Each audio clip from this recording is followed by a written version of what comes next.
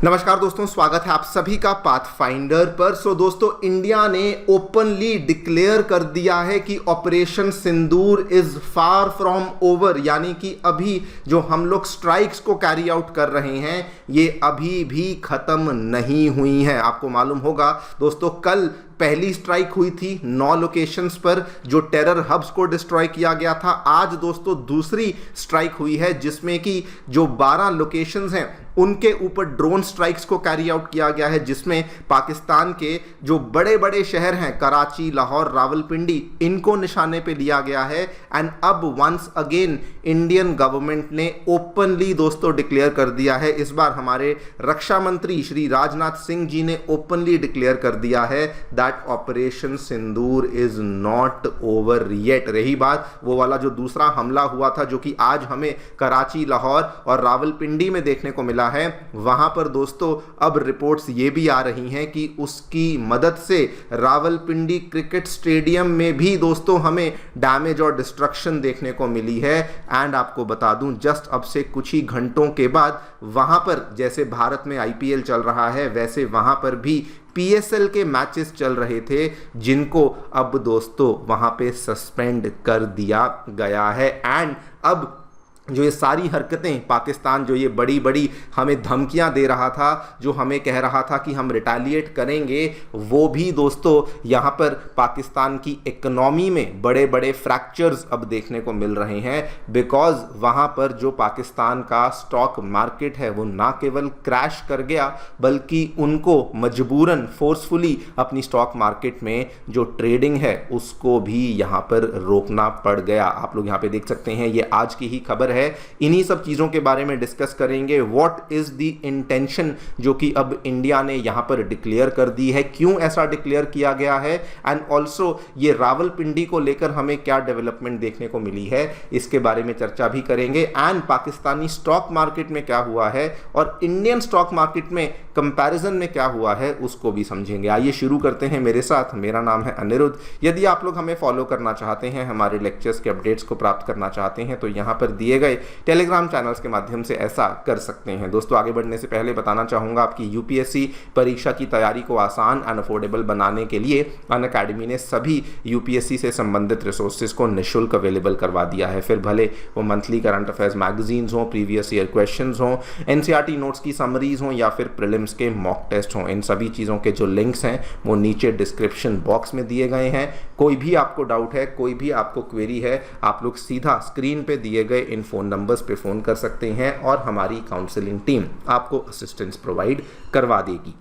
All right, सबसे पहले मैं आपको जो ड्रोन स्ट्राइक्स इंडिया के द्वारा कैरी आउट करी गई हैं उसका जो लेटेस्ट अपडेट है वो दोस्तों बता देता हूं। हम लोग ऑलरेडी देख चुके हैं कि उन ड्रोन स्ट्राइक्स की मदद से सबसे पहले तो लाहौर का जो एयर डिफेंस सिस्टम है वो ख़त्म हो चुका है। जो IC-814 हाईजैकिंग का मास्टरमाइंड था वो दोस्तों ख़त्म हो चुका है। और अब जो नई डेवलपमेंट आई है, रावलपिंडी का जो स्टेडियम है, जो वहाँ का क्रिकेट स्टेडियम है, जो कि इंटरेस्टिंगली दोस्तों पाकिस्तान ने अभी, आपको याद होगा कुछ महीने पहले चैंपियंस ट्रॉफी हुई थी, पाकिस्तान ने होस्ट करी थी, उसके लिए उन्होंने उसी स्टेडियम को रेनोवेट किया था, बहुत सारी चेंजेस करी थी। वहां पर भी अब हमें डैमेज और डिस्ट्रक्शन देखने को मिला है। बल्कि उसके वजह से जो वहां पर होने वाला मैच था जो कि कुछ ही घंटों में स्टार्ट होने वाला था, आपको मालूम होगा जैसे हमारे आईपीएल के शाम के मैचेस होते हैं वैसे ही वहां पर भी शाम के मैचेस होते हैं, वो दोस्तों मैच को सस्पेंड कर दिया गया है।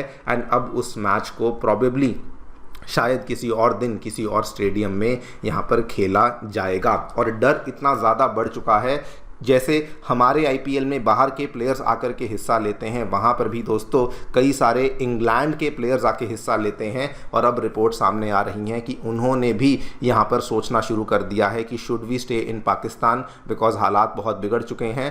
And now they are also considering कि वो अपने घर वापस चले जाएं और इस पाकिस्तान वाली जो क्रिकेट लीग है इसमें वो लोग फर्दर पार्टिसिपेट ना करें। लेकिन दोस्तों, इस पूरी की पूरी घटना के बीच में इंडिया ने एक ऑल पार्टी मीटिंग को आयोजित किया जिसमें कि हमारे जो रक्षा मंत्री राजनाथ सिंह इस पार्टी के हेड बने हुए थे, उन्होंने इस पार्टी मीटिंग में साफ साफ बोल दिया है कि ऑपरेशन सिंदूर के तहत अभी तक जो स्ट्राइक्स हुई हैं उसमें 100 से भी ज़्यादा टेररिस्ट को ख़त्म कर दिया गया है। बट उन्होंने कहा दी operation is still on going, और बल्कि इस मीटिंग में जब इनसे पूछा गया कि एग्जैक्ट नंबर कितना है तो इन्होंने कहा मैं एग्जैक्ट नंबर नहीं बता सकता बिकॉज ऑपरेशन अभी भी चल रहा है एंड अभी भी हमें नहीं मालूम कि और कितने लोगों को और कितने टेररिस्ट को वहां पर इंडिया के द्वारा मारा जाएगा। आप देखिए इन्होंने कहा since it is still under way it is difficult to provide an exact number, और क्लियर कट बोल दिया है कि अगर पाकिस्तान ने फिर से स्ट्राइक किया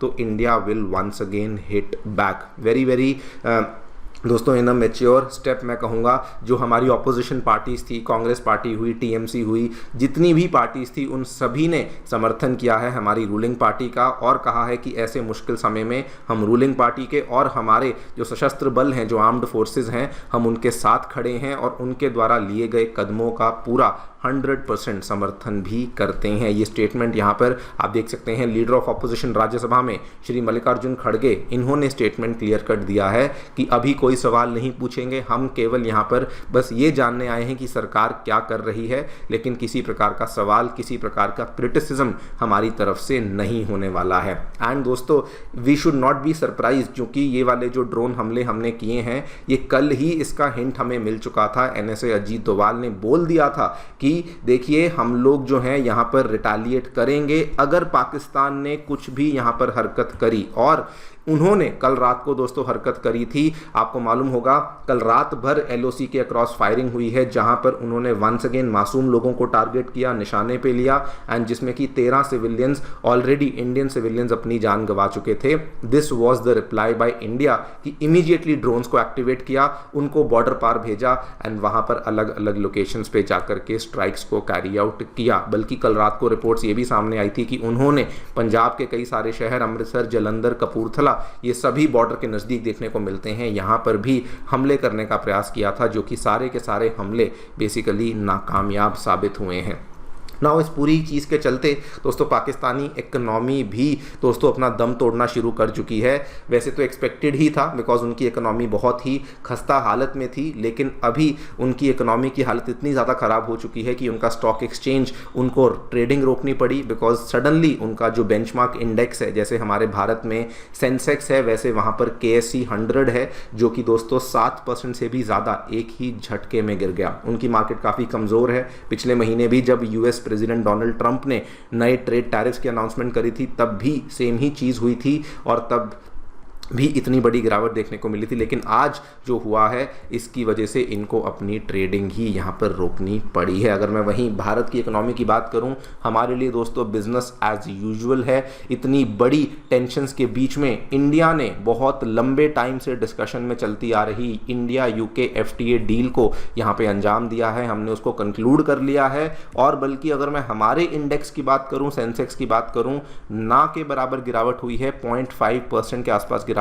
हुई है। और मॉर्निंग में तो बल्कि ये गिरावट भी नहीं थी, हमारा सेंसेक्स दोस्तों पॉजिटिव में जा चुका था। आप यहाँ पे बीच में देख सकते हैं ये वाले एरियाज में पॉजिटिव में जा चुका था, लेकिन लास्ट में आते आते थोड़ी सी हमें इसमें जस्ट माइनर गिरावट देखने को मिली है। नाउ जो फाइनल यहाँ पे लग रहा है कि अब क्या होने वाला है, अभी केवल ग्लोबल प्लेयर्स ही हैं जो कि पाकिस्तान को बचा सकते हैं। बिकॉज जो भी स्टेटमेंट्स वो दे रहे हैं, जो भी हरकतें वो कर रहे हैं, उसके थ्रू तो क्लियर कट लग रहा है कि उनके बस की ये बात नहीं है। और अब जो वहाँ से भी लोगों का कहना है कि ग्लोबल प्लेयर्स के माध्यम से ही शायद पाकिस्तान बच सके, शायद पाकिस्तान की इकोनॉमी बच सके। देखते हैं क्या होता है। आपकी जो भी राय है हमें डेफिनेटली बताएं कमेंट सेक्शन में। Thank you so much for listening, stay tuned and